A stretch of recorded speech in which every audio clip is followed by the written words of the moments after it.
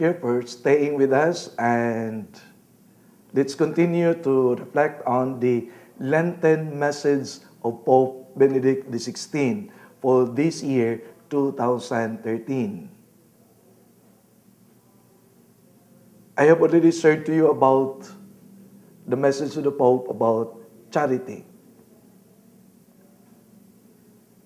He focuses much on this message. That's what I've said. Di ba, mga kaisunan? I just hope that you will also allow yourselves to be challenged to this message.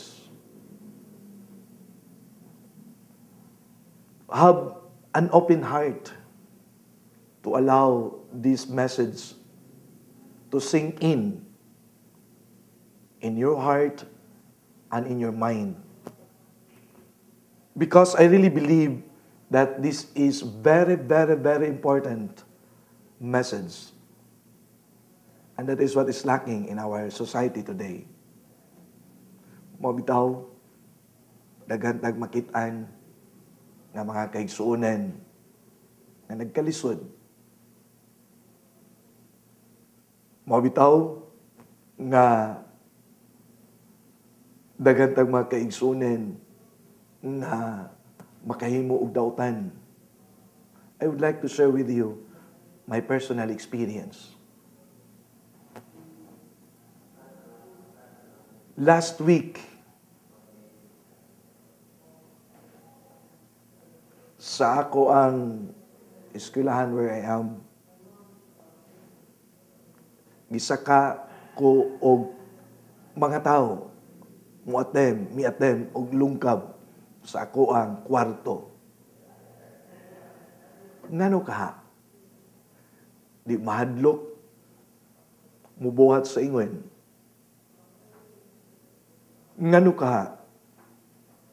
Nga mangahas, bisan kuen, kuyaw. This is just an example that there is really a need for us to go, share, a need for us to extend our hands, especially for those who are in trouble. Mabitaw nga kung ato baya nga tan-awon ang ato baya nga pagtuo helps us a lot to recognize our gifts.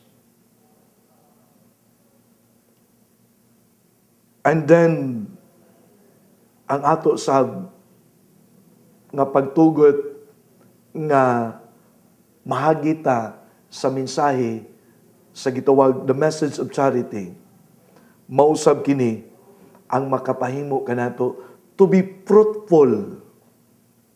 Fruitful in the sense that we can share what we have discovered in us. Fruitful in the sense that we go and extend our help. Fruitful in the sense that we don't have the personal interests. It's because we want to help. It's because this person is really in need. And that's how to be fruitful. And if you want to be fruitful, be charitable. Akong giingon kaganina, because of our faith, we can recognize our gifts. And in recognizing our gifts, it's very easy for us also to share what we have. What we have to others. Kanindot kuno galing ato usab na nga matawag na to o mabuhat pa kaigsunan. Allowing ourselves to be challenged by the message of charity. Allowing ourselves to express, to share the gift of faith given to us by God. Kanindot ka. kini tingaling ato nga problema nga ato nagyatubang madunggan, mabasahan, ug unya makit-an nato tingali kung dili gyud ma-eradicated, at least ma-minimize. At least ma-minimize. And that's the challenge to all of us. That's the challenge to all of us. Let us not just think of ourselves. Let us also think of others. And we can think of others. It's because we look at others. As I have said, diba? Inumdum pa mo. Ngamingon ko, all of us are expressions of God's image. All of us. No matter who this person is. No matter what the status of this person is. So, that's what I have said. Our faith, the gift of faith, helps us to recognize who we are, so that in recognizing ourselves, it's very easy for us to be charitable and we can share what we have. Diba? Ato magyunang perming madunggan mga kaigsunan. Dili ta makahatag sa butang nga wa nato. Sige tang kadungog niya na. Pero I don't also believe nga wala na lang punday ikahatag para sa uban. Dili ba? Naama na sa Second Plenary Council of the Philippines nga miingon, why dato nga makaingon nga wa na siya magkinahanglan. Wa say pobre nga makaingon nga wa na pod siya ikahatag o ikatampo. Naana sa Second Plenary Council of the Philippines.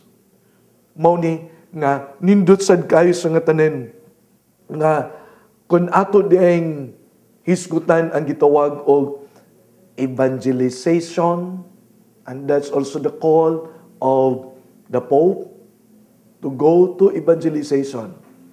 Let us be living witnesses to others in the name of faith and in the name of charity, as expressed, as also mentioned by the Pope sa gitawag o his Lenten message.